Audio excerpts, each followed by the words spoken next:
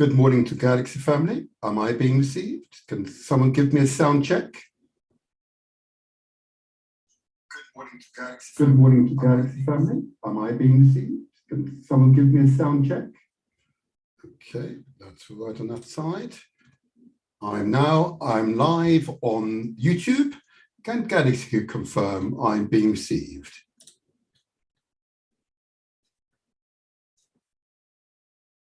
If someone from Galaxy can confirm I'm being received. Before we start, let's get this right with Galaxy. Am I being received? Let's get this right. And I believe we are now being received by Galaxy. So let's get this show on the road. So welcome to everyone to the Motivator Show. Usually alongside Lady Chelsea, but she's on a PhD. She'll be back soon. Don't you worry. She'll be back soon. So let's begin the show. So I want to recognize, of course, I want to recognize the Galaxy management, those visionary members of the community. I want to recognize, first of all, the founder and leader of Galaxy Radio, and that is, of course, Chief Bakumbabai. Let's recognize Chief Bakumbabai, the leader and founder of Galaxy Radio. I want to recognize Elder Erekute. My elder, I hope you're well. I look forward to speaking to you in the not too distant future. Also want to recognize that most sincere and honest and determined brother and husband. I want to recognize Abu Ratata and his wonderful wife. I recognize and applaud you.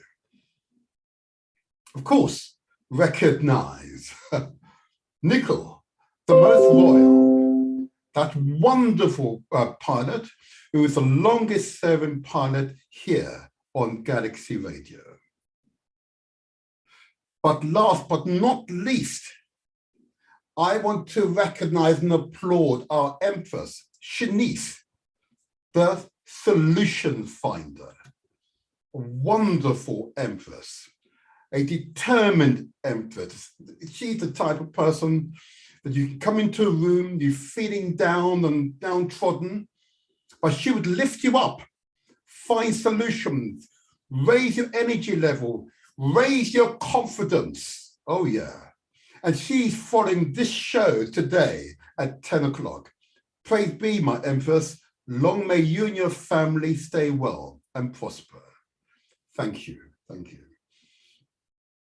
But I should give a quick shout out to the words of Ndidi Ishowa, when she cited in one of her wonderful inspired articles that Africa's natural wealth is not actually the source of its, natural materials are not the source of its wealth. It's the technologies that derive from those natural materials, okay? So I want to give a rise up to all the technicians, the technologists who's ensured that this show can be transmitted not only via galaxyafiwi.net digital radio worldwide, but also able to be transmitted via YouTube under the Motivator Show, that DE space Motivator Show. So you can go, you can see, and you can both hear and see me on YouTube.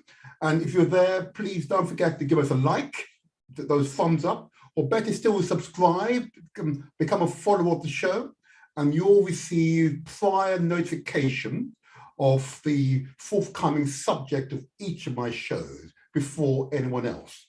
So please subscribe, no cost, but you're informed, but always give us a like. The likes give us accreditations, okay? Similarly, this show has also been transmitted via Facebook Live. Go to the Motivator Show, DE space Motivator Show, and you'll see us live there. And please give us the likes and subscribe to us on Facebook. Another way of affirming your recognition of the show. And of course, we're also being transmitted live more recently via Mixcloud. Mixcloud is an interesting platform, and we are increasingly being recognized on Mixcloud. Very soon, the Motivator Show will have its own website, and there'll be yet another means by which you are able to view the content of the show and see a record of past shows as well. So we are expanding, we're developing, we're evolving. We are not standing still. Inertia would never overcome us. We will create a vector, a direction. This is the Motivator Show, usually alongside Lady Chelsea, and I welcome you, and I welcome your listening ears.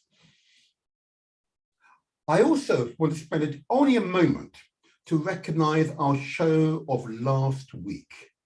Now, wasn't that a fantastic show? Okay, wasn't that contributor to our show last week an example of the very best of us? Yeah? Wasn't that show an example of why we do these shows? Yeah. Head teacher, Dean Gordon. Okay. Now, let's be quite clear. Dean Gordon is the head teacher of the Gibbon School in Lewisham, okay, or Deptford, actually. Okay. Now, why is that significant? In that school, here in South London, that head teacher has produced an ordinary child and allowed her abilities, mathematical abilities, to shine. And she's now recognized as the most able mathematician, 8-year-old mathematician in year 3 worldwide. Yeah, even for each used the term mathsalite. Oh, what a teacher, huh? Yeah. And I hope that that wonderful student by the name of Michelle and her parents would appear on a future show. But I want to give a big shout out to Dean Gordon, head teacher, okay, for his ability to enable our children to shine, to realize their innate abilities. Okay? Poverty did not keep this child back. Poor conditions, environmental conditions, did not keep this child back. An environment that may not be conducive to study or to seeking academic excellence did not keep this child back. What brought this child forward are loving, engaged parents, concerned and professional teachers, a school led by visionary leaders such as head teacher Dean Gordon. I want to applaud you, Mr. Gordon. I had to put on my shirt and tie for you, I know. Sir, long may you continue in your profession and teach others in your profession. Share those best practices with others in your profession. Long may you go from strength to strength. We, the community, applaud you. Thank you, thank you, thank you.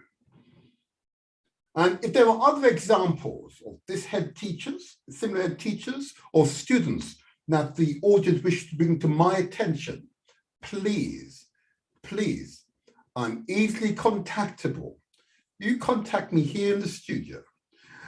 Feel free to call this number, 0208 133 5616. That's the studio number.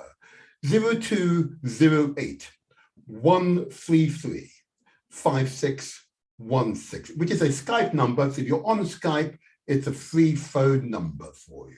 Worldwide, it's a free phone number if you are on Skype. So Mr. Gordon, hey, enough respect to you, enough respect, okay? Now I must move on to a really crucial section, and I can tell by the reaction I receive from you all week in and week out, or as the chief and others here on Galaxy Radio would say, strong in and strong out. Yeah, it's the strong, it is not the weak. Okay. I want to share with you a few minutes which are devoted to health, our collective health. Okay, it is crucial that we focus on this subject daily. It is crucial we focus on this subject daily. Okay, because we can do better as a community. So I simply say to you and suggest to you that you think about the amount of sugar you are ingesting into your body. Consider, do you need to add teas, to your coffees, additional spoons of sugar?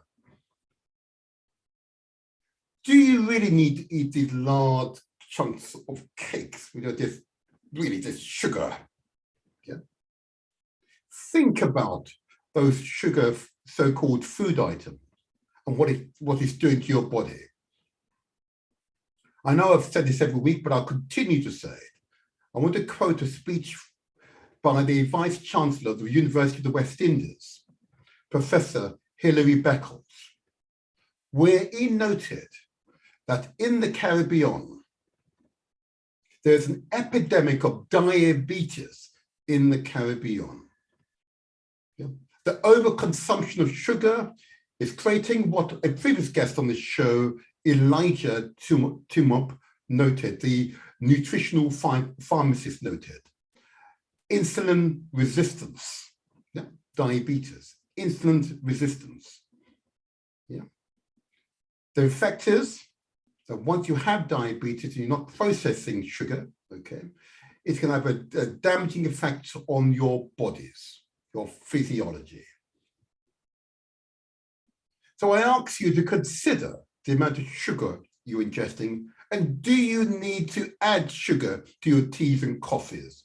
Do you really need to drink these large tins of sweet drinks, so-called fizzy drinks? They're not soft drinks, fizzy drinks.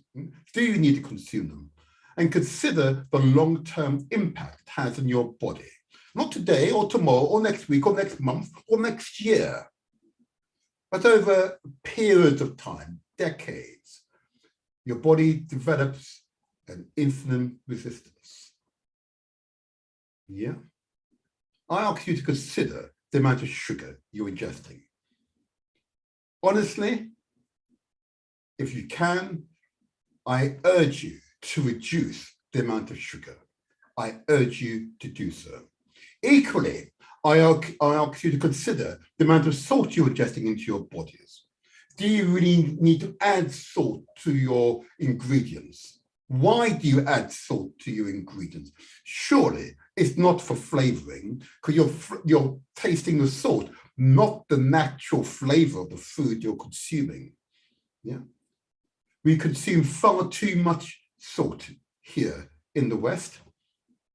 And whilst Elijah Timop noted the salt is an integral part of what we are, if you do really need that salt, you should go for sea salt with all the natural minerals still embedded, not the white processed salt. Sorry if manufacturers are objecting to what I'm saying. Object away. The impact of salt on our bodies is clear to all those who practice medicine. And they recognize the hardened arteries, the raising of blood pressure or hypertension is indeed another epidemic in our communities. Just like I know that each of you listening will know someone in your family or your extended family or friends group with diabetes, it's highly likely you know someone with heightened blood pressure, yeah, and understand the deleterious or damaging impact salt has on our bodies when consumed in large quantities, excessive quantities over a period of time. So I urge you to consider the amount of salt you're ingesting. In my case, I no longer buy those canisters of salt. I no longer do that. I'm not quite at the point where I no longer buy sugar, the additional sugar, but I've reduced it significantly over the past 10 years, a reduction of more than 90% of my sugar consumption. I'm whining myself off the consumption of additional sugar. Yeah, it's a slow process because it's a learned behavior. Equally, I ask you to consider the amount of fat and carbohydrate you're consuming in excessive amounts. Do you really need to be consuming fat? You see fat being, when you buy meat and you cook it, you see the fat coming out the meat, particularly out of certain meats such as pork and lamb, yeah, beef. You can see it just oozing out of the meat, you know. But actually, there's still quite a lot of it still inside the meat. I urge you, please, to consider the amount of fat you are ingesting and the deleterious or damaging impact it has on your body. I know when you see your slightly bloated bodies in men, those your girth or your tummy area, it's expanding, you know, expanding legs, you know. On women, it might be a similar thing, and of course the bottoms. I know, I hear some people like these abnormally large bodies, if I may say so. It might have some appeal, but the long-term health consequences for women in particular are devastating. What we don't hear is those women who have the excess weight, what are their health consequences when they reach their 40s and their 50s, their 60s, and if you're lucky, your 70s? What are the consequences? Okay. And let me assure you, those consequences there is. Maybe you get the odd exception who is carrying exceptional weight right into the elderly age, but the vast majority of people suffer consequential health instances: diabetes, hypertension, and other related diseases. Carbohydrates, another biggie. Carbohydrates in our food is all over our food, but we can do better by controlling the quantum of carbohydrates that we consume. Yeah, carbohydrate and starch we convert to sugar, or we store in our bodies, and they accumulate around our organs. Okay, and that is the damaging part of all this.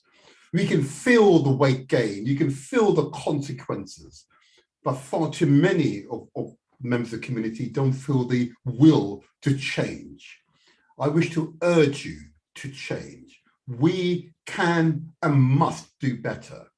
We must uphold our best health wherever possible. I wish to applaud you to consider extending the amount of fruits and vegetables that you consume.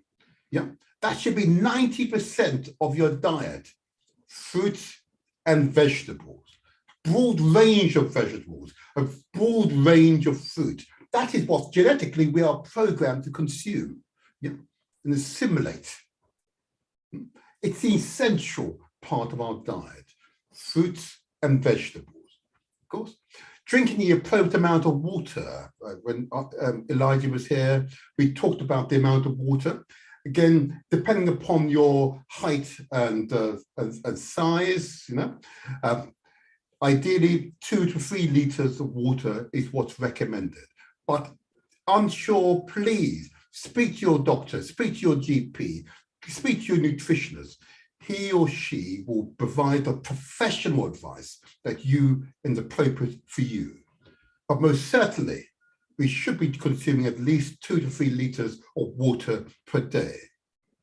And alongside all of this, of course, It's so critical that if you're eating meat, it should be no more than 5% of your total diet.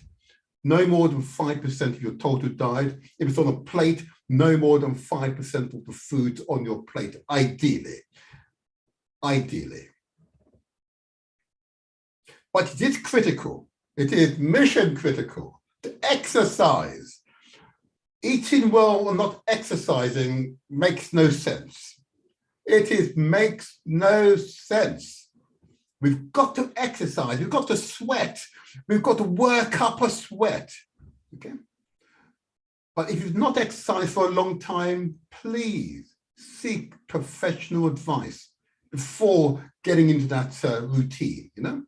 Seek professional advice. Get an assessment of your current health and health status, so that a professional is able to organize an exercise routine which is right for you.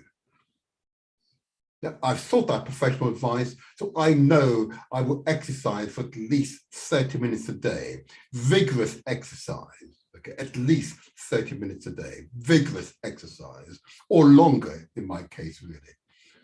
Okay, because you just find over time it becomes longer. But it's essential. Human bodies are designed to be worked, to be energized through exercise and good food. Good fruits and vegetables, small amount of meat, a broad range of minerals, okay? And to complement all of the physical needs, of course, we must also take care of our mental health, of our spiritual health. And if unsure in regards to our mental health, I urge as many of you as possible, please, please, please seek professional advice. Do not suffer in silence. There are far too many people I come across who suffer in silence. There is no need for you to suffer in silence. I urge you to seek professional advice. Okay. As regards our spiritual health, you should go to a spiritual health practitioner, but I've learned the technique of meditation to allow myself to meditate each day for up to an hour each day, to raise my energy levels, my spiritual awareness, to push away all the cares and troubles in life, and to focus on my breathing and my inner self, so I may rise up, okay, and face each day with the vigor and the strength and the intellect required. Yeah. It is an essential part of our holistic health program. And it's not a lot of work. Taking care and being careful what you eat is essential. You do this every day. It's not a lot of work to exercise for a few minutes each day. It's not a lot of work to seek advice if you doubt about your mental health. It's not a lot of work to meditate and to focus on your breathing and allow all the cares in the world to fly away. It is not a lot of work because it's for you. Reparations begins with self-repair. It's not other people doing it for you. It's you taking responsibility because you have the power to change that which you want to change. And I might say in conclusion, we should equally take care of our sexual health. It is mission critical. This is a subject to which we cannot and must not be coy. In our community, we have persistently, for more than 20 years, as way above average instances of STIs, sexually transmitted infections, because too few of us go to a sexual health practitioner. In most communities, particularly here in Britain, you'll find a sexual health clinic. Yeah? They're usually anonymous, they don't need your name. If you just want to be screened, you can, or you can go to your GP. Yeah, your GP can do this for you or make a referral for you. Or in some areas of Britain, you can take advantage of the online sexual health service, sh24uk.gov, okay, sh24, okay? and if your local authority, forgive me, your health authority is signed up to it, you can do it. You could do this online, anonymously if you need to be. But please take action. And those of you who've never ever had a sexual health screening, ensure you're not carrying an undiagnosed STI, sexually transmitted infection. Please, it is the most responsible action you can take to be screened for STIs. There is no stigma attached to this. The service is confidential. What it does, it ensures your partner, your husband, your wife, your loved one is not infected by yourself, and vice versa. Do it together if you're in a relationship. If you're not, and you engage to casual contact, please, it should be one of your regular routines for a sexual health or STI screening. I say again, it is anonymous. You don't have to give your correct name or address, because it's for your sake. Indeed, it's for our sake. I urge you, and I commend the sexual health services to you. I had a guest who talked about this and the types of infection we all can easily pick up unknowing. So I urge you to do so. It is the most responsible action you can take. And those older those older populations, it's essentially you do it, because the most recent article suggests that STIs are rising in the older population. Of course, older women, of course, are less likely or preoccupied with pregnancy, and therefore you don't take the usual protections. Those men, consider the consequences of your action. It is the most responsible action you can take to seek an STI test, just to make sure you're clear. Anyway, that's me done on that subject, but I hope these health messages continue to resonate with you. And I know thousands of you have written to me and indicated and thanked me. Yeah. And those who feel a bit coy about the subject first thing in the morning, I'm really sorry. I will continue to do so, because I see the effect in my elected position as a local councillor. I see the effect of us not taking care or aware of ourselves. Okay. So it'd be highly irresponsible of me, not when given the opportunity, to urge people, get yourself screened, do a test anonymously, just so you know you are clear. Anyway, there you are.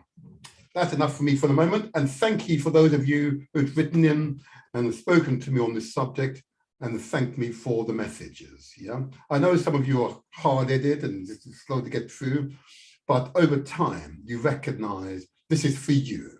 Reparations begins with self-repair. It's a holistic process that we initiate for ourselves. Anyway, there you are. So let's now move to today's subject. And a hint is, of course, those of you who are viewing this program via YouTube, Facebook, or Mixcloud, you can see both hear and see. And you'd be aware that this show will focus on, police accountability. Okay. And I attended a public meeting hosted by my guest, who will appear in about 10-15 minutes. Okay. And I was mighty impressed by that public meeting, okay, on a subject to which I was affected by when I was in my teenagers studying for my A-levels. Okay. I won't share that story with you right now, but I am minded to read an article which I came across. I guess I was up quite early this morning to do my exercise and so on. It's a good time for me to study. And study is good, children. Study is good. Okay.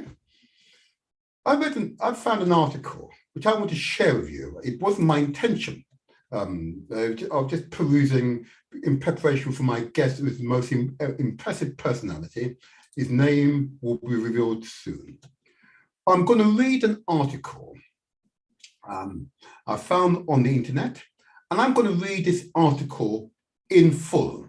I'll typically play a video, but I decided I would read this article because I hope that it's the fact that members of the Black community, members of the African community, members of the African Caribbean communities hold public office, hold senior positions in British society.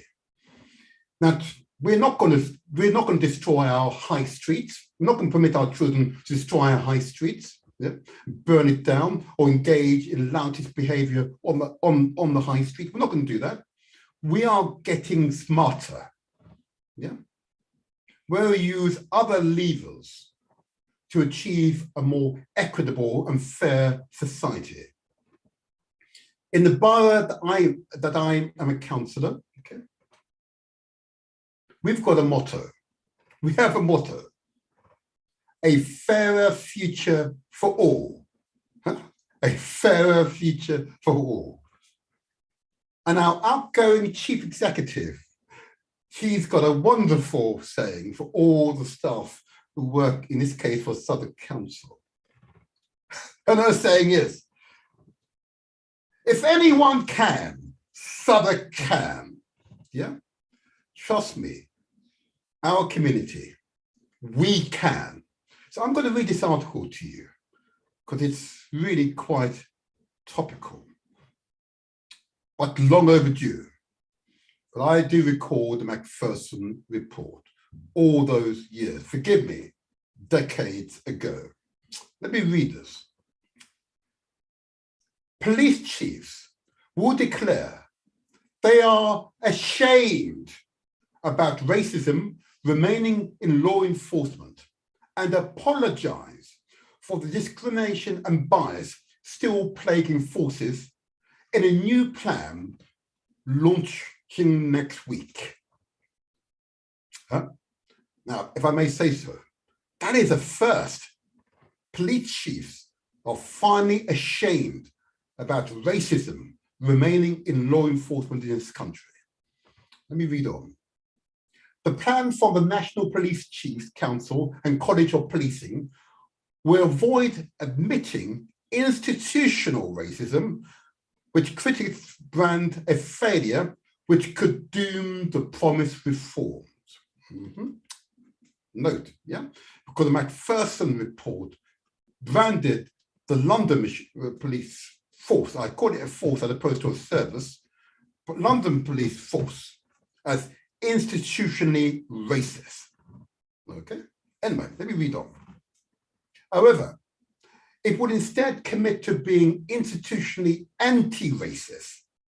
This is all police forces, and should be services, by the way, police forces across the UK, and aim to start a winning back the confidence of Black people, indeed African peoples, which amongst Black Caribbean people is lower than 20%, way lower than the national average. The confidence we have, the community in the local police forces. And the topic for today's program will highlight why. The article goes on. They vow to end treatment. They vow to end the treatment which Black people find stigmatizing and humiliating. And police chiefs from England and Wales say and accept. And let me just read on. Let's bring in my there we go. Person, that's fine. And police chiefs from England and Wales will say, we accept that policing still contains racism, discrimination, and bias. Let me repeat that. The police chiefs from England and Wales say, we accept that policing still contains racism, discrimination, and bias. We are ashamed of these truths, we apologize for them, and we are determined to change them. I commend these police chiefs for making such a statement. Now, the report does run into 50 pages, okay?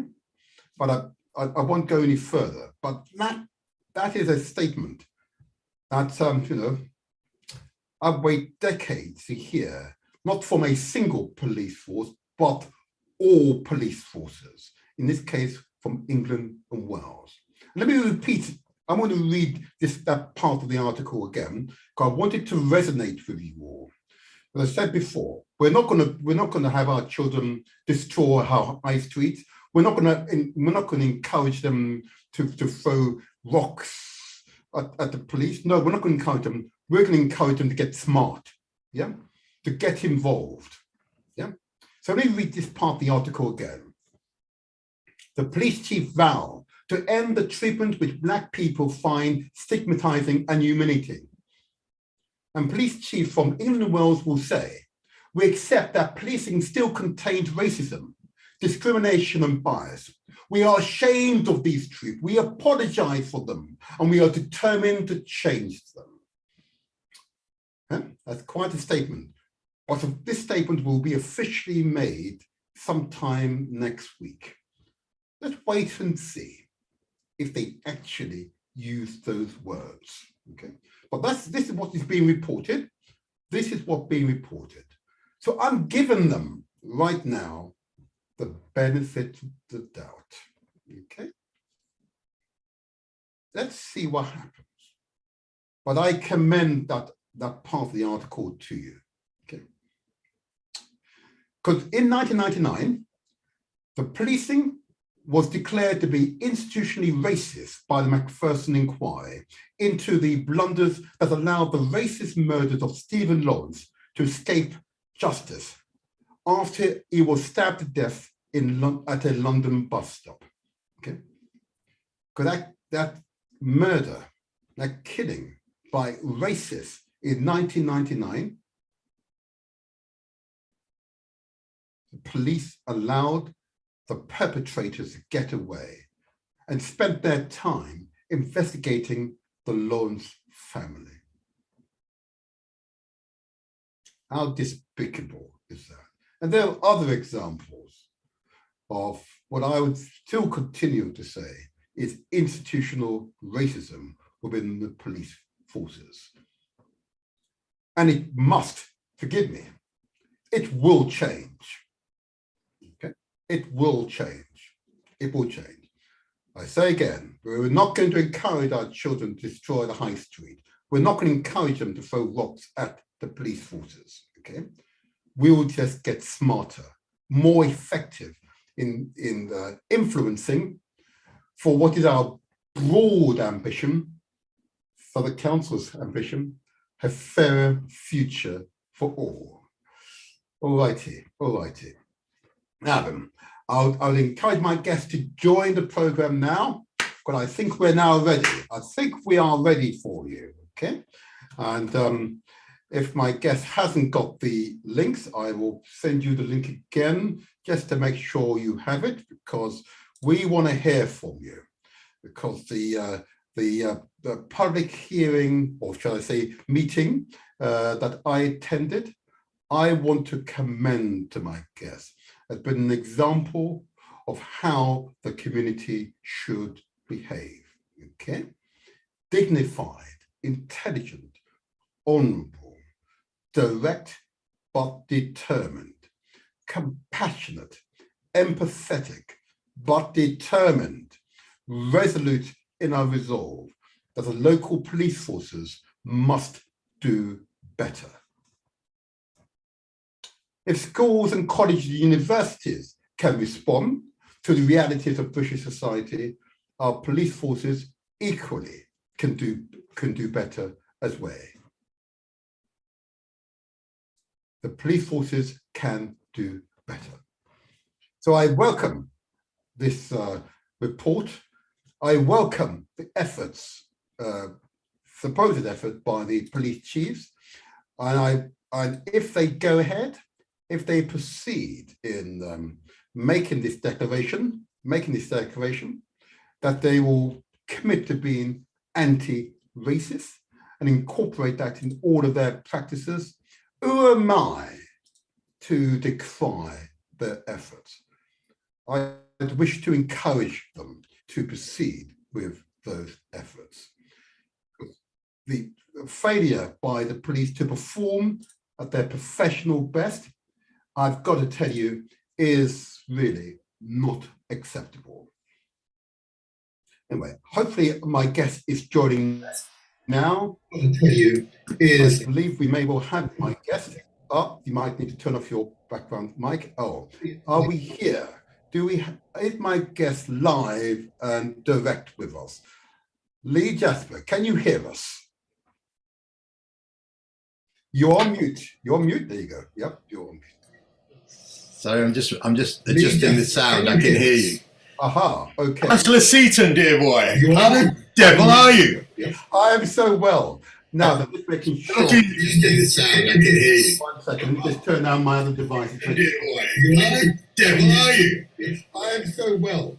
Now, if you have another device on in the background, let me just turn down my other device. Dear boy. How the devil are you? I am so well. Turn off your other devices. Another device on in the background. Let me just turn down my other device. Devices. Device on. Have YouTube on.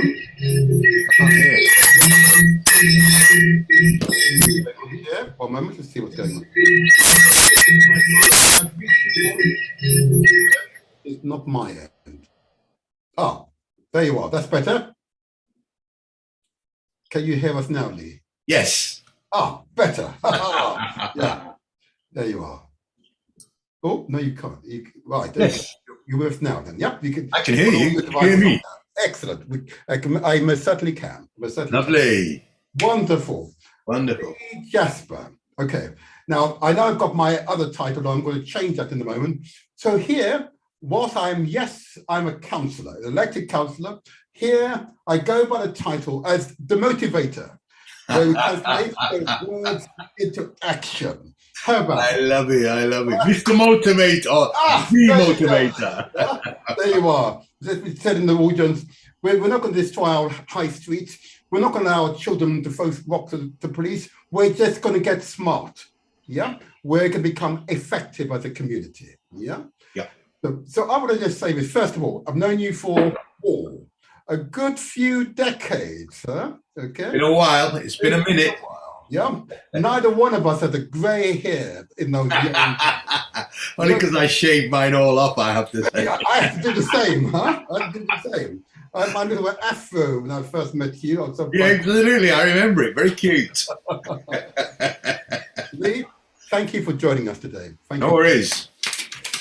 It's a long time since I've been on Galaxy. I thought you've fallen out of love with me again. Oh, come on now. That's going to happen. Yeah. I say hi to Bongo Teti and Eric Kuti and all the original foundations down there, and absolutely, Brother Abdullah and everybody. So hi to everybody. I'm only teasing. Don't take it serious. I know you are. I know you are. And of course, the Chief Pakambabai. Absolutely. Okay. Is an official in Saudi Leone. He's gone through the process. He's an official chief. His commitment to that country and supporting those in greatest need, particularly those in disabilities, has been justly rewarded. I'd like to commend him because my grandfather is from Sierra Leone.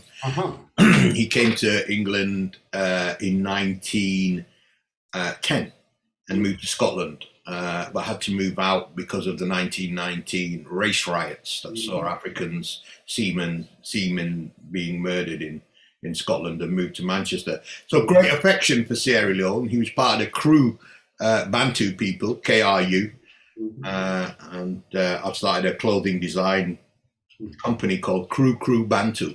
Sierra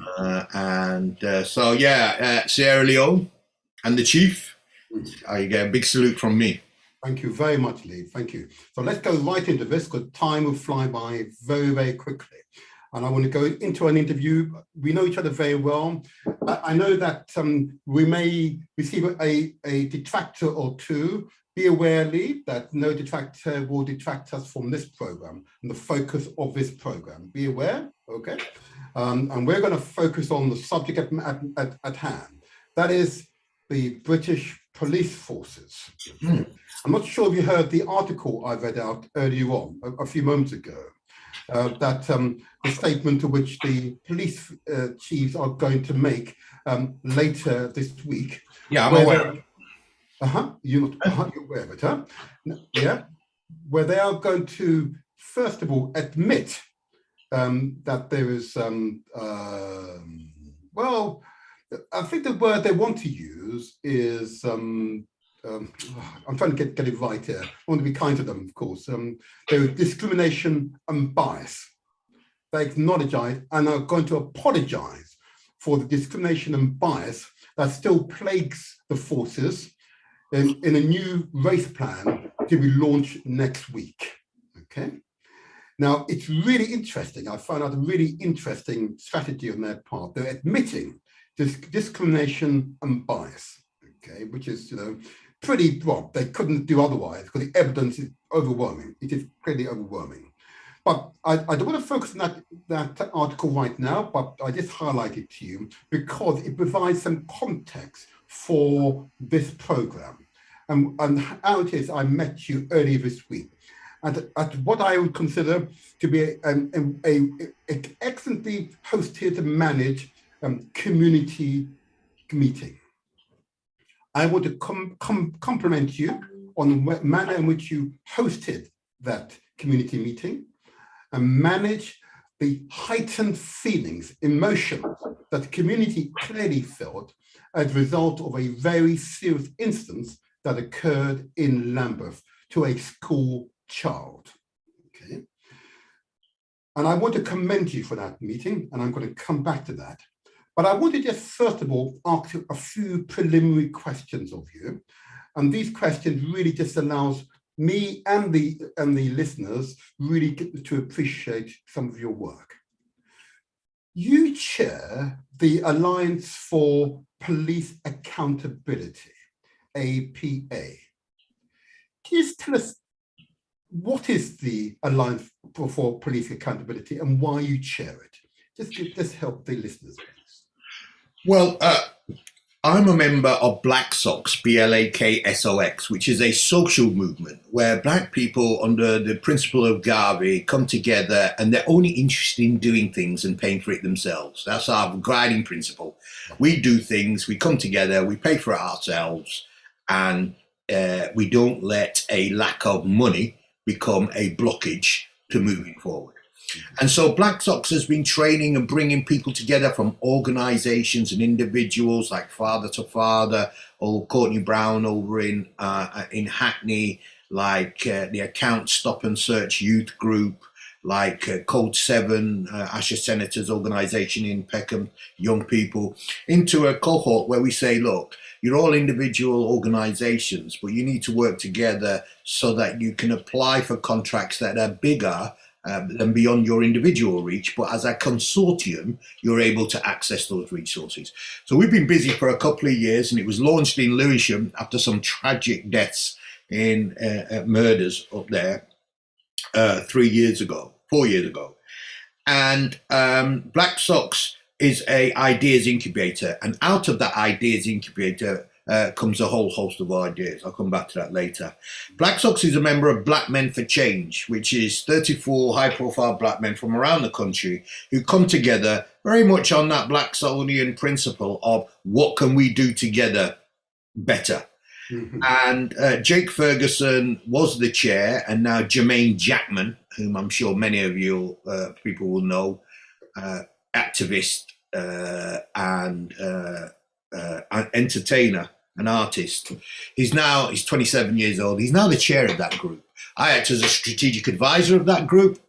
And one of the ideas that we gifted to Black Men for Change in service of our community is an idea about a 3-year in-depth consultation project with African Caribbean communities about what they want from 21st century policing in this country. I hear lots of people talking on our community's behalf about we want the police to do X or we don't want them to do Y. What's never happened, and it is a in-depth consultation with our community to find out exactly what our priorities are. God knows the world has changed very much since, the Macpherson days in the 80s. So to go back to this new generation and say, okay, have we understood your experiences? Here's what happened to us in the past, what worked, what didn't. You might want to take account of that going forward in the future.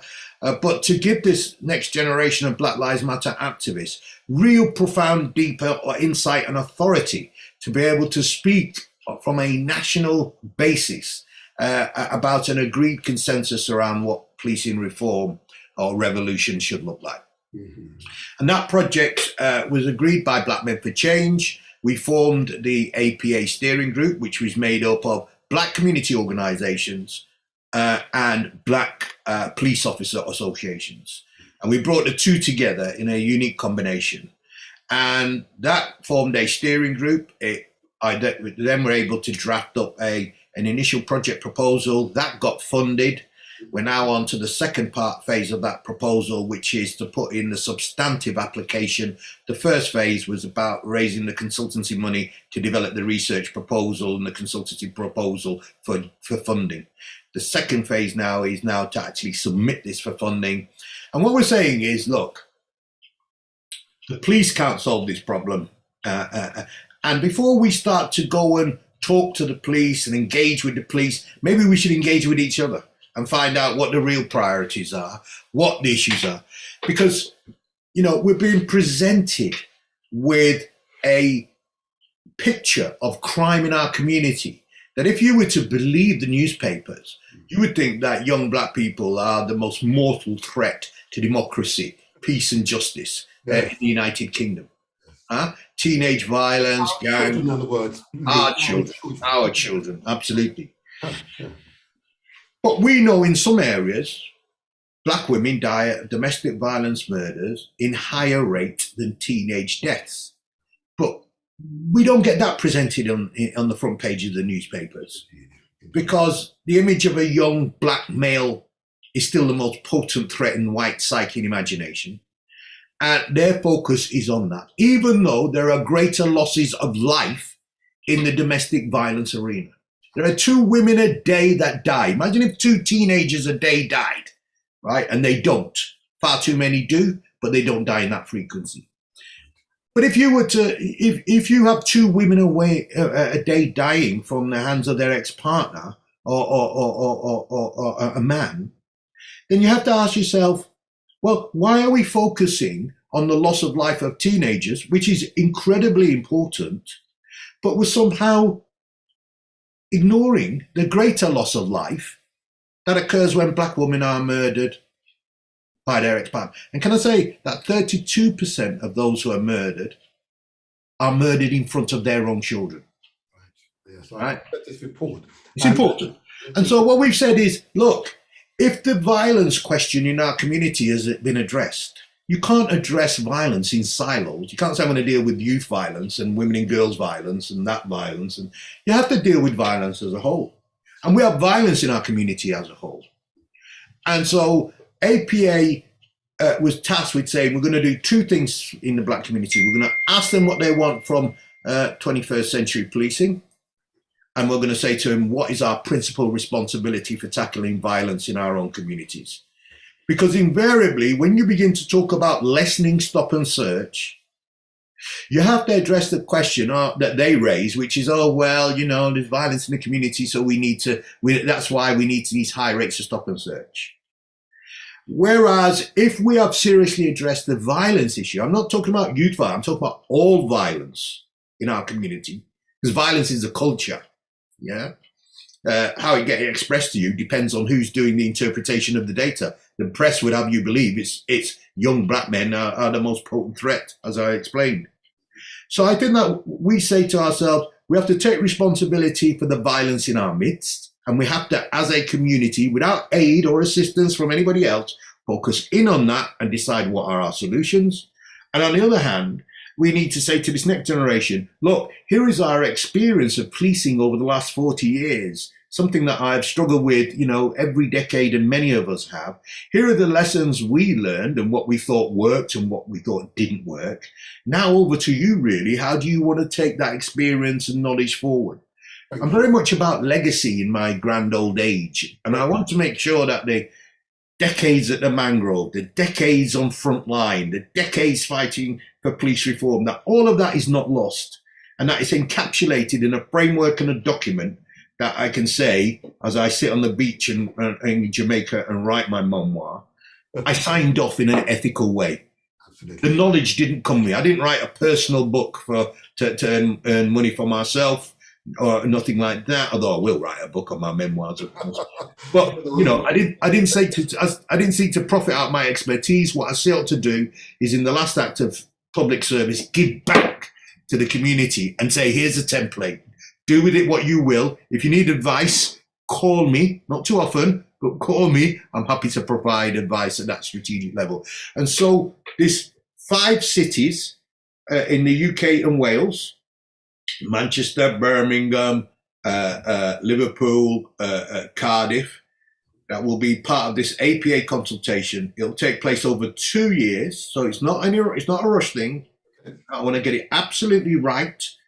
And at the end, we'll have a national black charter for policing from a black perspective, and we'll have a public health charter for tackling violence in our community. I'll stop you there, Lee, and thank you. But we definitely need to return to that, and I hope you might wish to use Galaxy Radio, indeed this program, as a platform both to launch and to consult the community. One of the premises of this particular show, with your involvement, I put out to the community: can we stop on search society out of crime? Okay. Now, that's the premise, isn't it? But that's what the experts are telling those MPs, those ministers in Parliament, that you can stop and search. No, you can't. This is precisely why New York abandoned and abolished stop and frisk. Indeed. With no material impact on their violence, on their drugs, things. In fact, violence went down. Indeed. And so what it shows you is that you do not have to use stop and search as your main crime fighting tool. The New York PD, I just come back from New York, so it's fresh in my mind. The black community there lobbied against it, organized against it. The city had a ballot. Interesting feature: when they want to ask key questions of New York citizens, you're entitled to get a ballot. If you get so many signatures behind that ballot, it gets asked as a general question, which everybody can vote. And they voted for the abolition of stop and frisk. They also voted to decriminalize marijuana. Both are having massively dramatic effects on the entrepreneurship in the African community, because particularly on the decriminalization of cannabis, there's a duty tax which goes to funding black entrepreneurs in the cannabis medicinal industries. And the rest is the dramatic drop in the rate of arrests of African-American young people in the state of New York. And the other thing to bear in mind is the Metropolitan Police use stop and search by a factor of 10 above any other metropolitan area. Yep. So if you go to Birmingham, they use stop and search, but not anywhere near the volume of the Met. The Met makes up 80% of all stop and searches in the UK. Right. So the Met is the major problem. If you go to Liverpool, they do stop and search, not in the degree, intensity and frequency of the Met. If you go to Birmingham, similar. There is no other metropolitan service in the UK that uses it to the same extent. In the Met, it's become a sort of holy grail, the marginal line at which they will never give up. They demand their right to retain. I'm going to move us on, because you're right. And I wish to encourage listeners, do your research. Every word Lee's just described is 100% correct. I've had the opportunity to do my own research, and I must say, Lee, I found it most. It's really it's depressing, yeah, disturbing, very, very disturbing. But tell me, isn't the 1965 to 2000 Race Relations Act, or indeed the 2010 Equalities Act, enough protection for us to use against against the police and other institutions that practice let's call it what it is, institutional racism? No, it isn't. Unfortunately, we had great hopes for the Equalities and Human Rights Act and, campaigned for it. The reality is that since 2010, when the Tory government took over, that has been brutally sheared back as a commission, and it's been stacked with Tory nodding dogs on the board, and they've taken out all black African, by that I mean African Caribbean representation on the board of the European Convention of the Human Rights Commission. And now, of course, the government has just announced that they're going to abolish the Human Rights Act altogether after leaving Brexit. So we won't even have that protection. They're talking about building a British Bill of Rights. God knows what that will look like. But I can tell you this, it will offer even less protection than the enfeebled Human Rights Act that we've had for the last 10 years.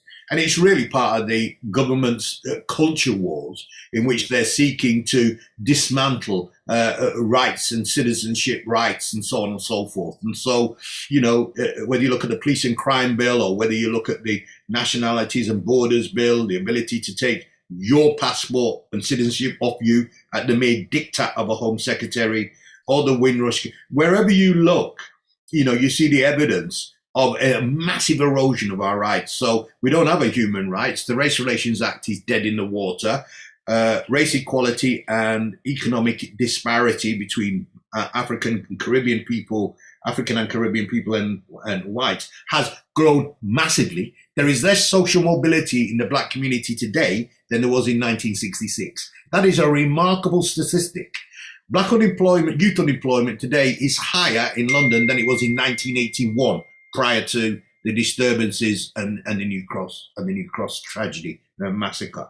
And so, when you look at it through the long lens of experience and history, you can see that in Brexit Britain, we are facing the most precipitous attack and dangerous attack on our human and civil rights protections that we've ever seen. And, it's duty behoves us to ensure the next generation at least has some legislative protection from the predations of white supremacism and racism they're undoubtedly going to face. Thank you, Lee. Thank you. And again, the evidence is there for others to review for themselves. Okay, and we've got to be solutions finders. We've got to create a new economic foundation for our community so we can employ our children. And indeed, we develop entrepreneurship within the community. But I'll come back to that later on, I hope. But I do want to quickly move on to the, if you could highlight the examples of women or girls wearing a hijab that engage in burglary in Britain. Well, Chief Superintendent Colin Wingrove, who runs both Southwark and Lambeth. So I do think there's an opportunity for Lambeth and Southwark black communities to come together and say, you know what, let's hold this guy to account across both boroughs. But having said that, what happened on the 27th of February outside Platanus College, which Stockwell Secondary for most people in Stockwell, Lambeth. The kids were coming out of school 3:30 as they are, and they're milling around. And there is a shutter, which is an old Ladbroke shop, which somebody had left the key in. And the kids being kids, while they were waiting there next to a fast food shop, I hope they're listening to you this morning about the dangers of fast food. But next to a fast food shop, people were messing with the shutters, but the shop was empty. A schools cop, the actual schools cop who works in Platanus College, was there, saw this individual and made a beeline for a 4'7", 7 stone, 16-year-old black Muslim girl, had a hijab and in full uniform. Now, nobody was doing anything particular. He approached her and says, give me the key. And she didn't have the key. The key was still in the lock. In the shutter lock. And she said, I don't have the key. So then he grabbed hold of her to arrest her. Oh my gosh. Now the rest of the kids were around there and said, actually the key's still in the lock. We're just messing about with the shutter. So they pulled the key out and said, "Here is the key." He ignored that, and he handcuffed this 16-year-old child, and he handcuffed them in a way that if you see the bruises on her arms, it was a brutal manhandling. He then used the grip on the handcuffs to twist her wrists and push her into this empty Ladbroke shop. Then he called for backup. Now 14 police officers and 60 policemen turned up. Oh my God. And there were children there from secondary school saying, "You got it wrong, officer. He's not done anything. They were just messing about with the gate. There's no problem." He said he arrested her on suspicion of burglary. No. Now I say to you, Oh my God. how many 16-year-old hijab-wearing black Muslim burglars who do their work as they leave school do you know? You know, this is the lunacy of the intelligence-led claim of the Metropolitan Police that their stop and searches are intelligence-led.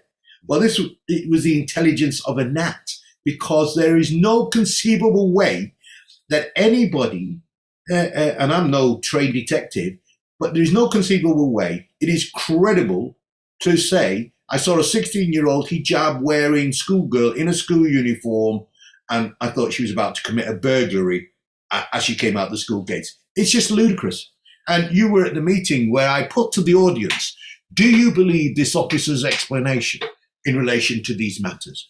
And there were over 250 people in that audience, and they said, "No, we do not accept that explanation." So that was the whole trigger. It was virally recorded, and many people will have seen that going round. And that's why the Lambeth Schools Patrol, which is a project of Code 7, which has been patrolling central Brixton around this very issue, that the police and the children are getting into situations on the street that is leading to unnecessary violence and criminalisation. Before you go on to the school patrol, which I will come on to, but you put to the Chief Inspector for Lambeth and Southwark, Wingrove, forgive me, I wasn't going to call his name, but it's okay. Okay, all right, no, name it. It's okay. You asked if he would apologise. That's right. Incident. Can you just tell the audience how he responded? And I believe you answered that question on a number of occasions. Well, one would have thought, and it was initially raised by Lester Holloway, the editor of The Voice, who was speaking on the panel for the evening of the meeting, which you can see on YouTube and on Facebook, on MediaNet.com. And the editor of The Voice said, well, one would have thought that you come here to a meeting that you would seek to apologise for the behaviour of your officer. And I now invite you to do so, because you can see the strength of feeling and the anger in the room at the meeting. And he refused to do so. So later in his speech, Lester repeated his claim. "Oh, I still haven't heard an apology from you, da-di-da-di-da." He refused to do so. I then got to my feet and said, "Look, you've now been asked twice for an apology. I'm offering you this third time. Do you want to take the opportunity to apologise to this community for the actions of your police officer?" The man refused. So he refused to apologise, refused to acknowledge there was anything wrong, tried to justify the actions of his officer, saying, well, he was surrounded by lots of... I mean, if a big burly police officer, can't handle a group of, year 7, 11-year-old students, you begin to think, well, maybe you're in the wrong job. But certainly he panicked, pressed the panic button. And then, of course, you've got the full, panoply of the Mets, batons, vans, this, that, and the other. A complete overreaction for something which this girl was later released without charge. She wasn't even detained. After it became clear that she wasn't the person, they had to release her from the bookies, and she asked for an apology at the time. "Officer, you've arrested me, you've embarrassed me in front of my community and friends, handcuffed me. Can I have an apology, please?" And they told her there'll be no apology today. And there was no apology on the night of this meeting. I say again, We're not going to get angry. We're not going to smash up. We're not going to destroy our high streets. We're not going to encourage our children to throw stones at the police. We're going to get smarter and more effective in handling people such as this. So the article which I read earlier on, that the police chiefs are going to admit bias and racism within the force. That it will be interesting to see what happens following that declaration by the police chiefs. But let me continue though, because there is a context that you've alluded to earlier on, but I do want to explore for a moment.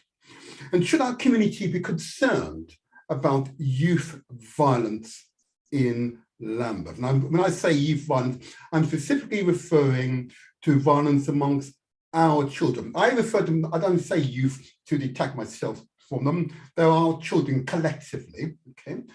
And the numbers of violence incidents which result in the stabbings and in some cases, unfortunately, killings, okay, still remains stubbornly high. Should we be concerned about this? Of course we should be concerned. It's an obvious question. We should be deeply concerned because we want to ensure that when you send your child out to school in the day, to go and get their education, they don't come home in a body bag. That's the worst nightmare for parents. And we have far too high incidence of violence amongst our young people. It's not all knives and violence. I mean, the brutal rape and sexual assault on young black women and girls is a nightmare in terms of its scale.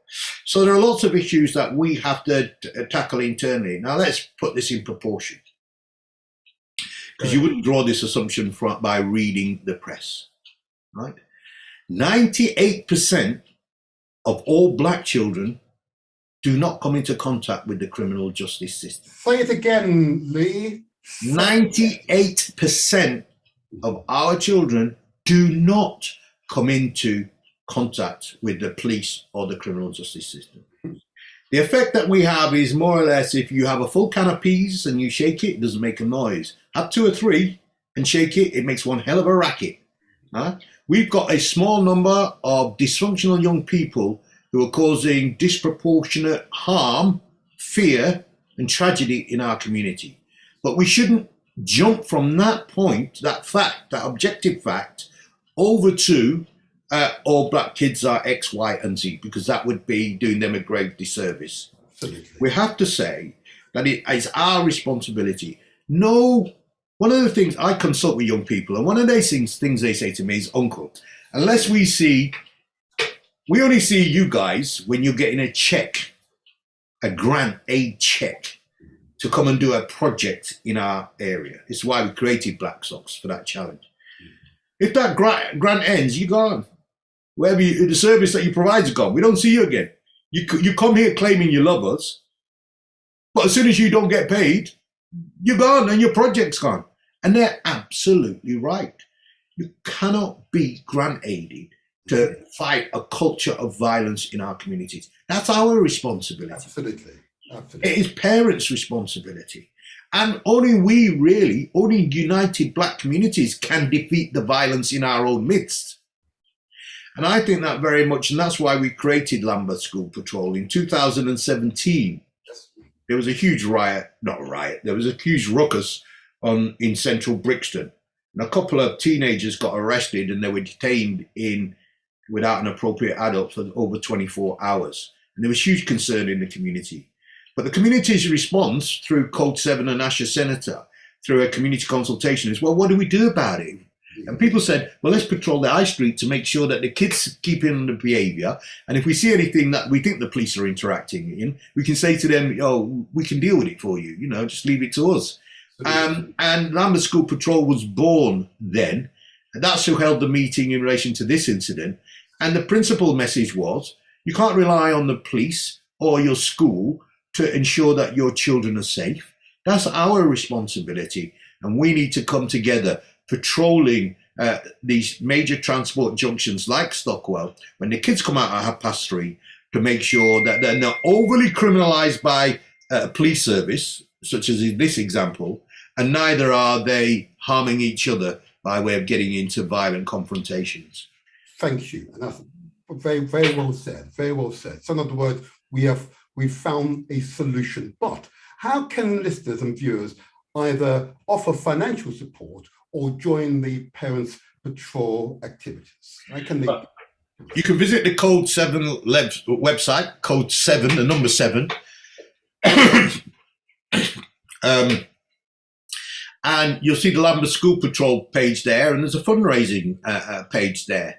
You can Google Lambeth School Patrol. You'll see all the articles come up in the Brixton blog and the Voice, and you can just simply send us an email. We are now recruiting for our fresh round of volunteers because obviously after the pandemic closure and no schools, all of the trained volunteers we had went off and got jobs or got married, had children, got on with their lives.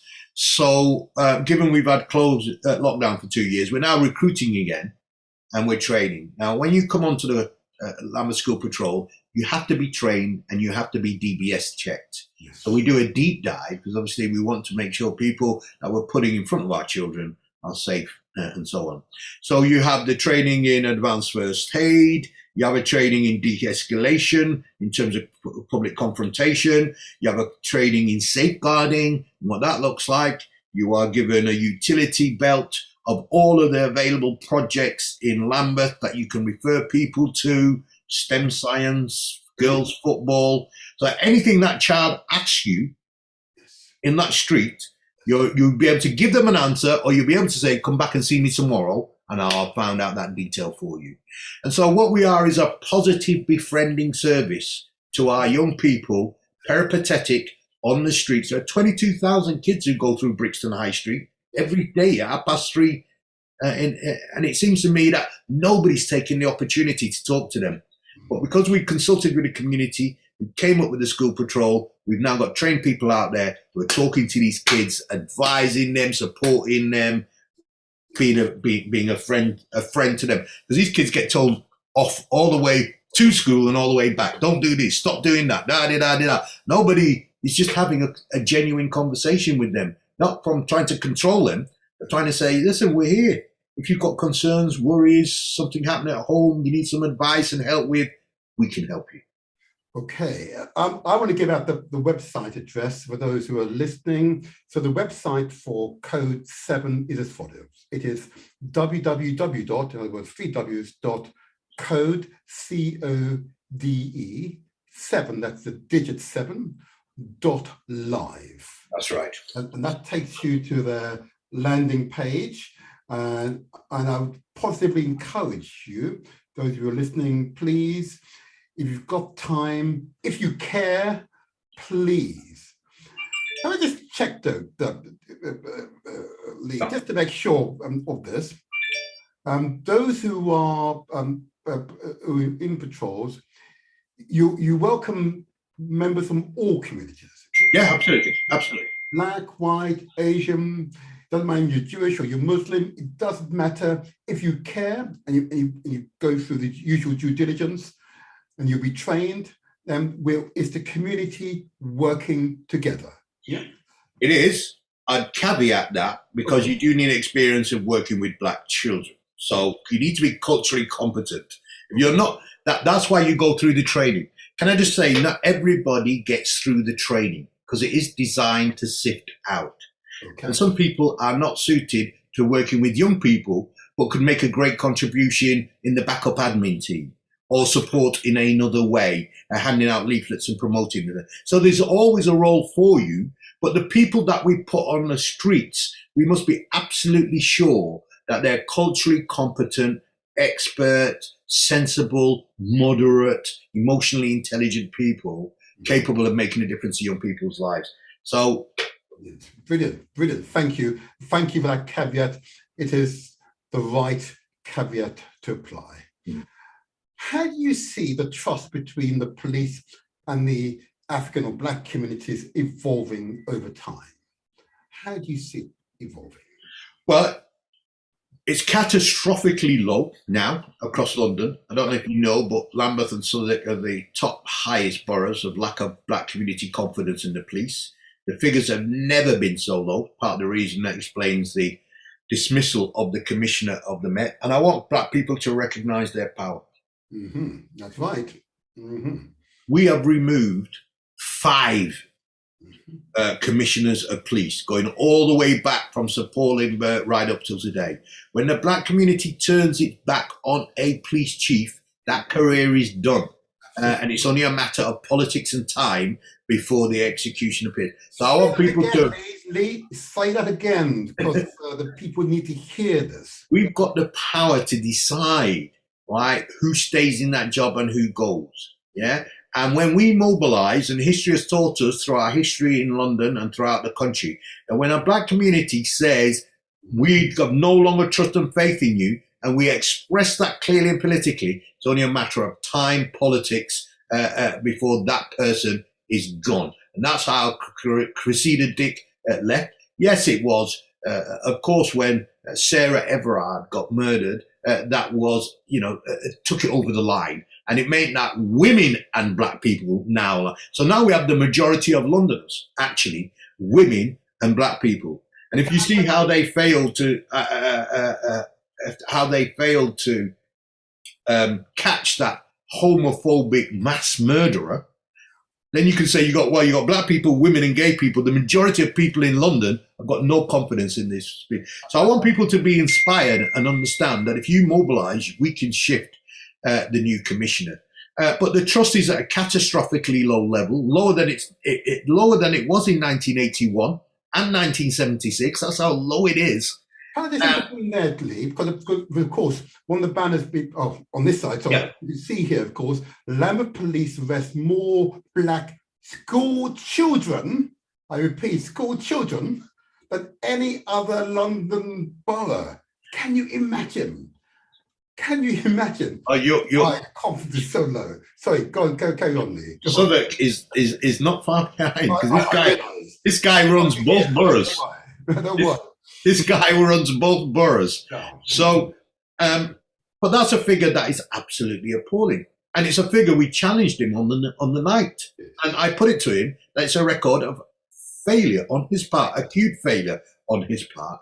And Lambeth arrests more black school children. Now, let me be clear. These school cops are supposed to be a benefit. But what I find happening is that kids are being criminalized for matters which would be dealt with by the school and the parents collectively previously. But now there's a police officer in. It's like the school's default setting is, we'll let the police officer handle it, and so on. And so we've got young people being criminalized for things. And since we've had raised up this issue, more parents are now contacting me in relation to schools officers' behaviours. Mm-hmm. But it is what it is, and I think our young people are being excessively criminalised for activities and hijinks. That wouldn't normally apply had there not been a school's police officer there. The question is, therefore, are schools police officer fit and proper in our schools? And that's why we've said to the police, we want the figures. We want to see how many children have been charged as a consequence of police school interventions. Right. I'm going to look at that and come back to you with the data. I suspect we won't be pleased, but let me not presume until I have the data. So how will the relationship evolve, you believe them? Okay, we've affirmed that we have the power to remove a police commissioner. We most certainly have the power to remove a borough commanders when we mobilise. But how will we evolve, use these powers that we evidently possess to change the relationship between ourselves and the police forces? I can't yet say services because it's a stacks. Yes, it's a force. There's a imposition going on here. But how do you believe it will evolve? What's your vision? I think we have got to organise ourselves in every borough to hold these police services to strong account. And it can't be that they're funding us to hold them to account. That's not really independent. Let me get that clear, right? So we've got to independently form our own Southwark Alliance for Police Accountability. We've got to set out a framework that we believe would deliver an anti-racist, non-discriminatory police service in the borough. And then you have to have those people on that APA Southwark committee dedicated to meeting every month and driving through those changes. That is the only way to hold these police to keen account. Now, what you haven't had in the past is the analysis of the data. And what the APA will do for you will train you in the analysis of the data so that you can begin to not look at, because the police are very good at saying, oh, come to Hendon and talk to our recruits, it'll make a difference. Actually, there are a few things you can do that make a real effective difference, but you need to know the difference between radical intervention and performative cosmetic anti-racism. And what APA will do will build your laser-like vision on the key aspects, So we know, for instance, that the 80% of stop and searches are conducted under the Misuse of Drugs Act 1976. And the majority of those stops are for simple cannabis possession. And we know that young black people are being charged for simple cannabis possession where their white counterparts are being given a caution. So they're entered into the gateway into a racist criminal justice system. The mass gateway is simple cannabis possession and arrest of young black people. And it's like fishing in a salmon pool for the police. They always know if they stop enough black kids, one of them will have a little bag of weed on them and they get the tick in their box. So partly what we will do is give people the analytical skills to say, okay, yeah, going to Hendon might be important, but actually you might want to look at this cannabis drug arrest policy. Because in West Midlands, they decided that anybody who was arrested with a personal amount of cannabis was not charged. Yeah. That's the position that it is today. And it's the same in Bristol. And the Mayor of London's just announced his cannabis consultation here in London. And in fact, Black Sox is in an alliance with the National Transformed Drug Agency. And we are formulating a decriminalisation cannabis package, essentially to address the issue that the disproportionate racial profiling of black youth on the issue of cannabis is leading to the wholesale entry of black youth into the criminal justice system. And if we can get a diversionary offence that says if you've got a small bag, it's thrown away, you're asked to go on some health awareness course and you must attend, that is better than having a kid with a cannabis conviction on his record that then prevents them getting employment, ruins the rest of their life, and almost sucks them into a criminal culture in response to it. So that's what you get from the APA. You've got to organise, you've got to mobilise. There are no secrets to this. Garvey told you, Nkrumah told you, King told you, everybody has told you. You know what you've got to do. You've got to organise. Thank you, Lee. Thank you. And again, I'm going to keep referring back to this article. I'm waiting to see if it happens. That police chiefs will declare that they are ashamed about racism remaining in law enforcement and apologise for the discrimination and bias still plaguing forces in a new race plan being launched next week. Let's see if they actually make that statement next week. Well, let me give your listeners some insight because I know the dynamic about this plan. Mm-hmm. The police chiefs are split. Some of them are saying we have to own institutionalized racism. Some of them are saying over my dead body, right? So they couldn't come to a position on institutionalized racism. So then they produced this. Then they heard about the creation of the Alliance for Police Accountability. Mm-hmm. So they quickly formed a community reference group to try and counter and say, well, we're talking to black people. And they've got a really intelligent, committed chair in Abby Bowler Johnson. She's a barrister. Yes. And I have to say, she's first class, notwithstanding the process. But what they're doing is in failing to recognize the problem, the danger is only half of them will recognize the sickness, those who agree with the proposition. The other half won't. And therefore nothing will be done in half the forces. Maybe something will be done in some of the forces. But the momentum, unless they all agree, is simply not there. Because quite frankly, we have a Home Secretary who's saying, stop all that politically correct nonsense, get out there and arrest as many of them as you can. I don't care about the hue and cry. I don't care about their protest. This is exactly what Boris Johnson did as mayor, which led to 2011 and the aggressive policing and the water cannon and the shooting of Mark Duggan and the subsequent disturbances. Because he increased stop and search by 300% while he was mayor. Right. And he's taking that same modus operandi in. So you will have heard that the Home Secretary announced last week that they're changing the rules about stop and search. So they don't have to have this reasonable grounds for suspicion. And you know why they've abolished that? Because we have consistently exposed this notion of incredulous intelligence policing that leads a school cop to arrest a 16-year-old hijab school uniform girl outside her school for burglary, and has the effrontery to think he can come to the community, and we think that was a credible and legitimate stop. Well, they got a shock on the night, and they'll get a shock going forward. So the Home Secretary is making that reform, whilst the police chiefs are talking a very good game. They're articulating all we want to be an institutionally racist police force. I can't see how you can be an institutionally racist police force if you don't accept that institutional racism is a real thing. So it's an oxymoron in that sense, in terms of its consistent logicality. Yeah. And what I find is that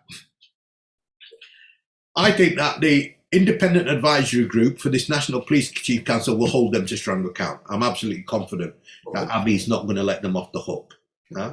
But now we need to, as a community, be absolutely insistent that that is a red line. And unless chief supers admit they are institutionalized racist, then they're not fit for public office. And we have to be that clear in our articulation and demands. Mm-hmm. Thank you, thank you. And I'm going to probe you a little bit, but I should really, I've got to remind, it's so exciting and useful to talk to you because you have so much knowledge to share. I'm going to give out the telephone number, and I'm going to allow a few callers through. And callers, please, I'm really after questions. Please put questions to Lee, not statements, please. So the number to call, those of you so inclined, it's 0208 133 5616. I repeat, if you're in England, please, it's the 0, so it's 0208 133. There we go. It started. Right up.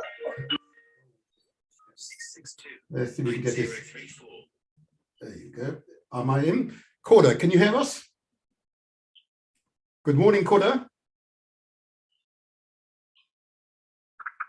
Good morning, Corda. Yeah, Grand Rising, brother, and Grand Rising to, Jasper. Can I just get your name there, Corda? Can I get your name? Brother Akram. Oh, Brother Akram, good morning to you indeed. You have a question for Lee? Yeah, because, I'm listening very attentively to the conversation about our youth and the police and so forth. And as I said, I don't think much will change. I mean, we have to start changing from within ourselves. And, as a person who, I work, well, I have to say I work in the community because I carry a lot of people, a lot of things and so forth. Okay. And your question though, Brother Akram, please, I'm going to urge you, please have a question for him, just so he can respond, you see. Yeah, well, I'm coming to that because I said I need to draw the picture so that you can understand where I'm coming from. Because what I'm saying is that a lot of our young men, right, and, because it happens during slavery and it's still happening today, many of our young men are putting and women as well, who are pushing our children into these certain circumstances, because why is it that most of the people in prison, although we're only 2% or 3%, 2% of the population, and yet still we have over 30% of the people in prison, okay, and in mental homes. So your question, Brother Akram, your question, please. I must take a question from you now. Well, I'll just put a question there, because that is one of the questions, because what I'm saying is that we have 2% of the population is of African Caribbean descent. But yet still we have something like over 30% or more in the prison, yes, and in the mental home. Okay. Right? And it's not going to change. So how do we change that?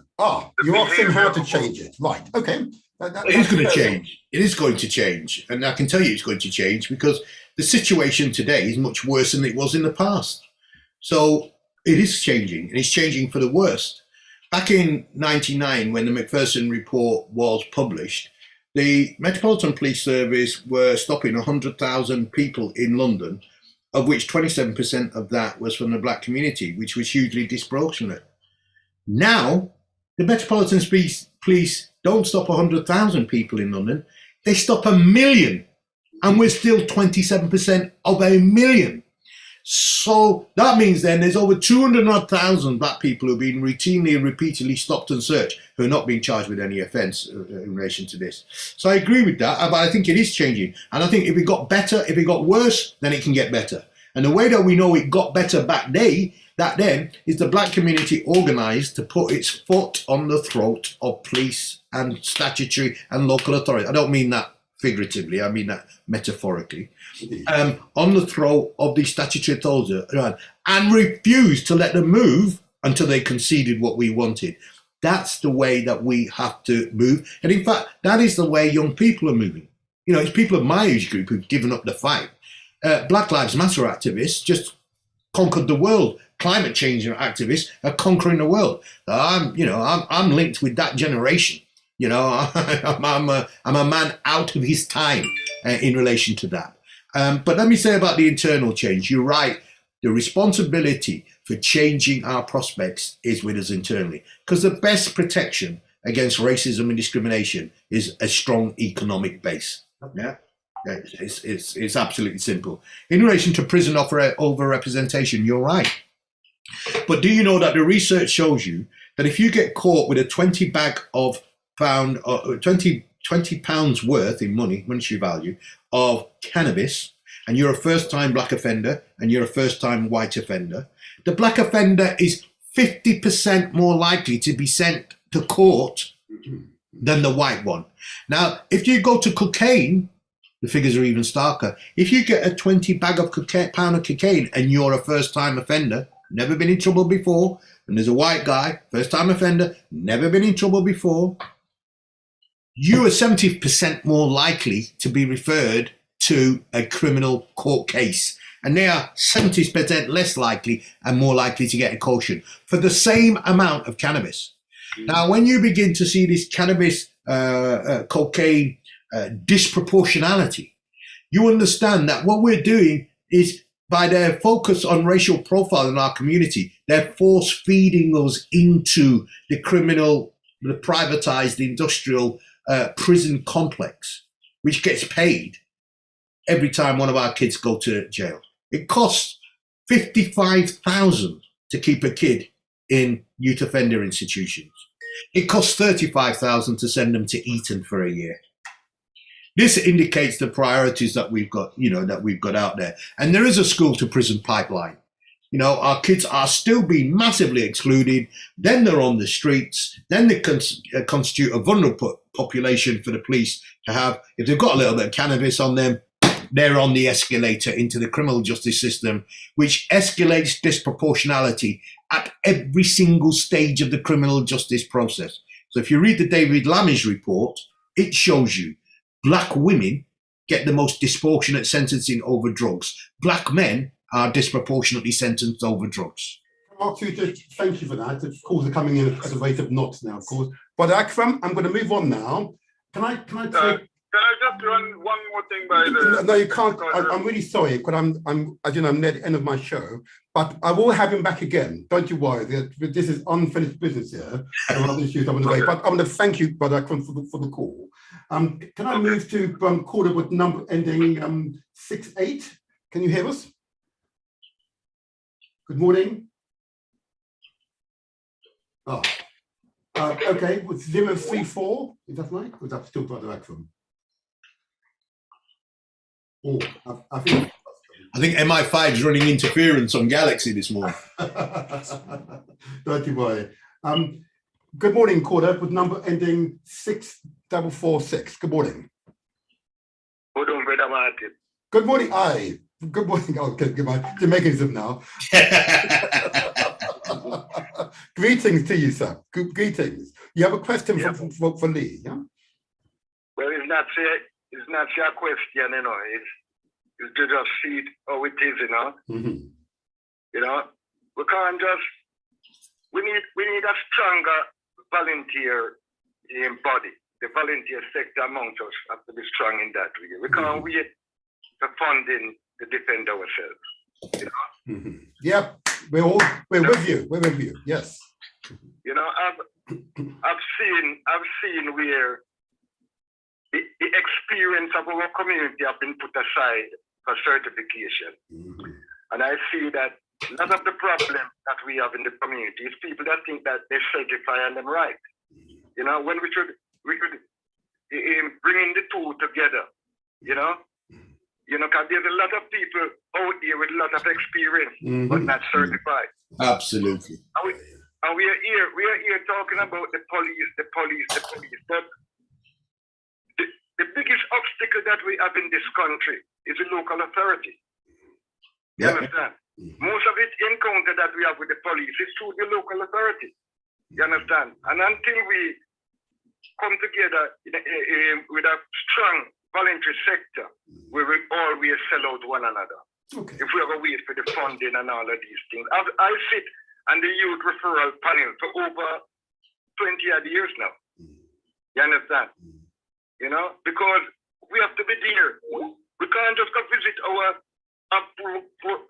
program to visit our young people in prison. We should have program to prevent them from going to prison. But it's thanks to you and Lee for this morning and your respect. Respect. Thank you very much indeed. Thank you very much, Brother Abu. Enough respect to you and your wife. Thank you so much. And I want to thank you, Brother Abu, before you go, for all the work that you've committed all your life to the community for little or no financial gain. I would honor and respect you. Honor. May I just add my honor and respect to that, because, Brother Abu is absolutely right. The thing is, we just don't know how rich we are. We have got some of the most fabulous intellect and talent and brains in our community. Yes. Right? But they're sucking the brain, there's a brain drain to these government projects.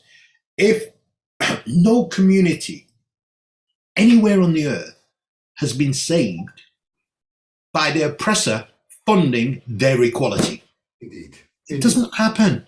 And it's not going to happen. How much will you bet we beg them to be equal and treat us equal? What they fear is organized economic black independent communities. And let me just say this, because it's important.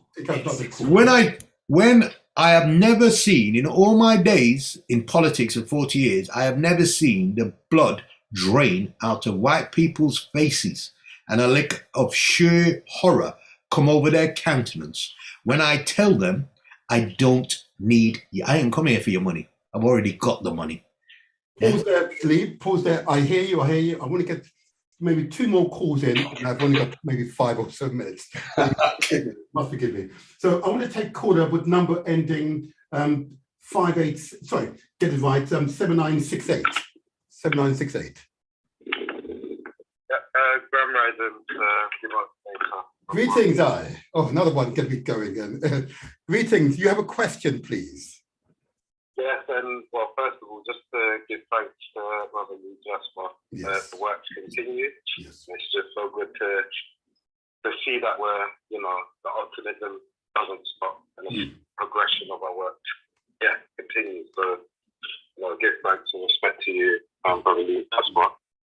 And Brother Nat here, one of the other pilots, and right up to Dr. Abu with the listeners. Yes. It's very much to the point of, we have 2 minds, the revolutionary and the reform. Sometimes, it's not either or. Sometimes people like to, flex in depending on different issues, or whether they want to reform something, or whether they want to just tear it down and start again. And I take even the example that Brother Lee Jasper spoke of with regards to the parents coming together, or not even the parents, adults, families, parents coming together and being on patrol and actually taking it into their own hands to revolutionize the way that we look after our own people. Yes. So with that said, and as a avid Garveyite revolutionary, and pure in that sense, what Brother Lee Jasper's views basically on forever family. and them being our own police, and whether you will consider putting more energy into growing and scaling up our own police, because we forever had this idea of trying to reform and change and work with the police, and I get the arguments of how we pay our national insurance, and the police are the biggest force, and they deal with most of our people, but if we never, ever really put a higher percentage into forming our own institutions, I'm always wary. So as much as you're saying, we need to get to the new head commissioner or whoever that's going to be, we're mindful of that. The system is the system. Okay. I've even heard you say that, brother. Brother Nat, I'm running out of time. We got your question though. We got that question. Lee, please. Just it. Yeah, go on. Can I just say, I'm 100% with you on that one. We need a revolution in the mind, and we need people to say, nobody's going to save your children except us together. And when I can look out for your child and you can look out for mine, the world is a better place. Okay. Can I just say in relation to School Patrol, because we do want people to volunteer and donate to School Patrol. It's completely self-financed. The black community brings the volunteer hours and effort. And, we were sponsored by Brixton Central Businesses. Right? I've got to give a big shout out to Market House, the Satay Bar in Central Brixton, Healthy Eaters in Central Brixton, there's a bakery in Central Brixton. All of those decided we're going to help this community effort. And we got central businesses to sponsor the Lambeth School Patrol. So we could buy the equipment and everything. And this is what I'm showing you. I don't need statutory money. We do not need statutory money. We need our own money, our own volunteer effort. We'll go outside and get the businesses who we sponsor to support us, and that way we can do really imaginative, creative things. So support the project, volunteer for the project, join Lambeth School Patrol. Let's get one in Southwark, huh?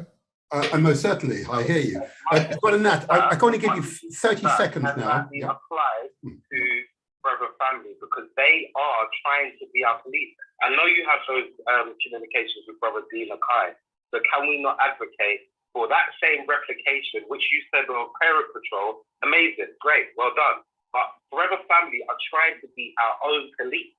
Can we not replicate that approach? We have.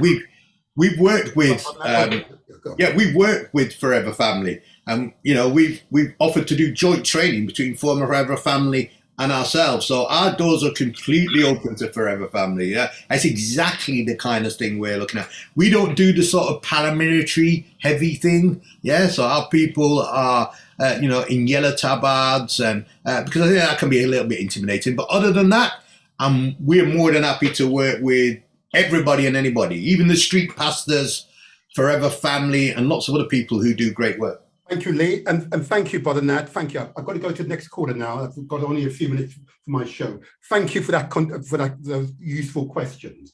Can I now move to caller with number ending? I believe it is. Get it right. Can I see the number though? Ending with 872. Number ending 872. Good morning to you. Morning, everybody, and thank you for this session here. It's been really informative. Beautiful. Can I have your name, please? Can I have your name? Sorry, my name is Ahmed James, and I'm from the Lancashire area. Good day. So I work within the community, and my question really is about what steps are being done to address police officers that have done racially motivated or overhanded tactics to members of the black community. What's been done to address internally with regards to those police officers? Because what seems to be happening is there seems to be a sort of slap in the wrist attitude or a movement of that police officer to a different force and different. And as we see this. Yeah, I agree with you. Look, when an officer makes a decision like this, it's got to be a We have a minority of black community, but the figures don't add up in terms of what we're seeing in terms of stop and search. Can I ask Lee to respond to your central question? Lee, just respond to your question. Sure. Just hello, all black people in Lancashire, because I'm from Manchester, so I'm gonna give you the props. Nice to hear my home dulcet tones coming through the Galaxy FM Yeah, look, I agree with you, and I think if a police officer makes a decision such as the one that this officer made in relation to this black Muslim child, it should be a sackable offence. Absolutely. Problem is that we are not sufficiently organised politically to exert the pressure we could to begin to identify who these racists are, because you and I know. Once you, in a borough like Lambeth, you quickly begin to hear from the kids on the street which officers are the bad guys, because they've got nicknames for them and everything. You know what I mean? So personally, I think that we, in the way that we can get more of them sacked, and more of them need to be sacked, is by bringing our presence to the table in a coherent, sensible, constructive and organised way. Thank you. My brother from Lancashire, I'll be in touch. I've got to note your number. I'll give you a call. We need to have a further discussion. Okay. Cool. But you must forgive me. I'm just almost out of time. We've got Empress Janice after me, the solutions finder, and I don't want to be late for her show. You see. So thank you. Thank you for that call. Can I very quickly move on to caller with number ending 5188? Good morning to you. Yeah, good morning. Good morning. Good morning. Morning. I'd like to thank Brother Lee continued support for the community, and I'd like to know how I can help in any way. If you can give out some information. I've been on the website, but there's a lot of things on the website. I've got my pen ready, so I'll leave it there. Okay. Right. Okay. Well, my email is Lee hyphen, that's a minus sign, Jasper at live.com. Just send me an email, brother, and I'll make sure that whatever your contribution, we'll make sure that happens. And thank you so much, because you're the first call I've had today who's saying, you know what, how can I get involved? And that is the solution. So well done. I hope you got that email. Sorry, I can't hear him. Children for a long time, and it's not only in Brixton. I've witnessed things with my own eyes, and we leave it there. I'll be in touch. Yes, can I have your name, caller? Can your name? My name is Everton Wilson. Everton. Okay, thank you, Everton. Thank you, brother. I look forward to hearing from you, Everton. Pleasure. Thank you so much. Right, thank you. Bye-bye. Right, I'm almost out of time. Wow, Lee, I knew that would happen as a quick fire Q&A. We definitely need to have you back, but there are other I want to address with you as well. But this I'd do two things. I'd love to have one of our volunteers come on your program who's done the training. Perfect. Yeah, perfect. Yeah, I think that would be, to hear from them directly, I think would be benefit. And I'm sure Asher Senator, everybody knows who Asher Senator is from Saxon Sound System and Smiley Culture. I'm sure he'd love to come on and speak about it, because he's the CEO of the charity that formed the project. So we'll be in touch about that. It will not be long, maybe next month or so. Yes, okay. But it's so critical. Again, the reason why I do this show, and I know, I'm a little busy, okay?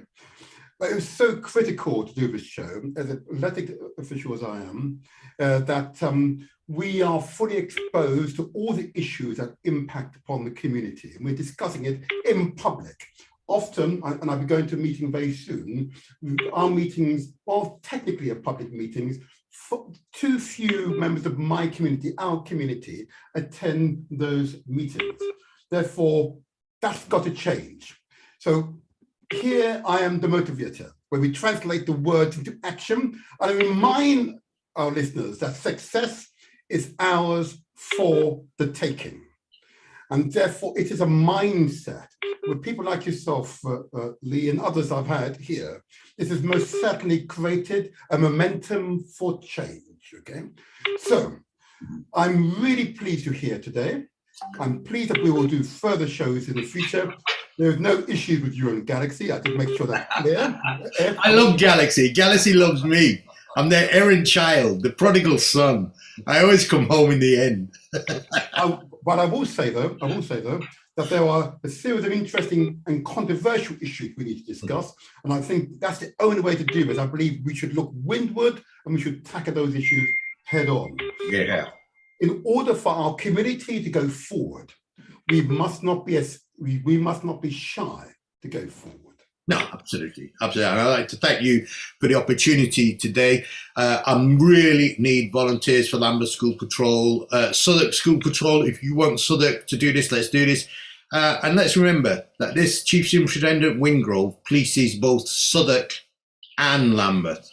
And I'd really urge any community organisations out there, Galaxy included, we want to have a joint Lambeth-Southwark meeting about policing in our respective communities.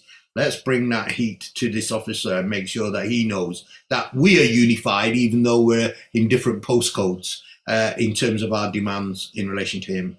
Thank you. Lee Jasper, I've got to tell you that whilst looking you up, I wanted to see what accolade you've received, in public recognition. And it was interesting when going through your Wikipedia page.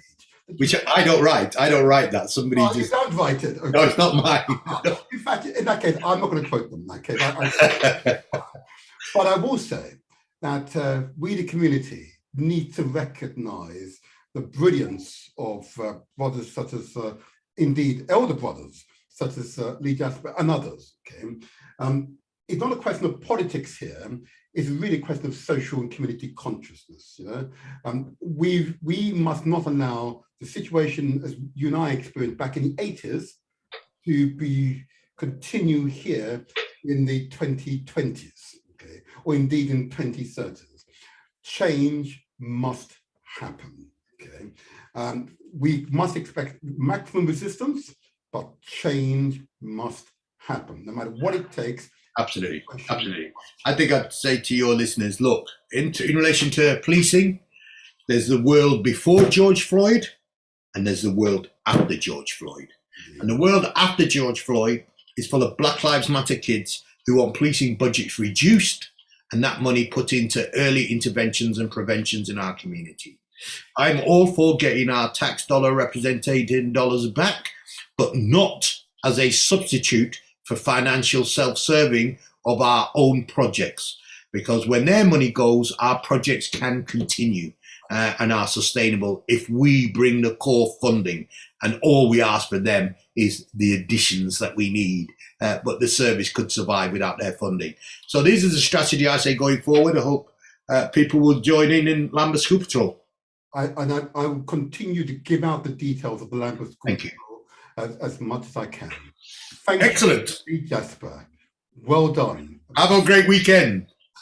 No, we call it strong. Let's have a strong weekend. Okay, well, I'm all in for strong weekends. And you'll see Lambeth School Patrol at the City Splash event in Burgess Park on the 29th with the Reggae Legends. Oh, and you'll see our volunteers collecting donations for the project, and you can sign up if you're intending to go there. Thank you very much, Lee. I'll give those details again in future shows. Thank you. Good day to you. Good day to you. Bye-bye, bye-bye, bye-bye. And listeners, and those who are waiting on the telephone, I can't take any more telephone calls for obvious reasons, but I hope you would agree that was a truly interactive, informative show. I will try, when we get him back, to allow more time for callers, but there was so much we had to do today. But thank you for all of you who've listened. We will continue to go from strength to strength. And remember, success is ours for the taking. I now hand over to Empress Janice, the solutions finder. And that's going to be a captivating show. So if you're listening via galaxyafewe.net, please continue to listen to Sister Empress Janice. Thank you. I've gone now. Good weekend, or good strong weekend to you all. Bye-bye.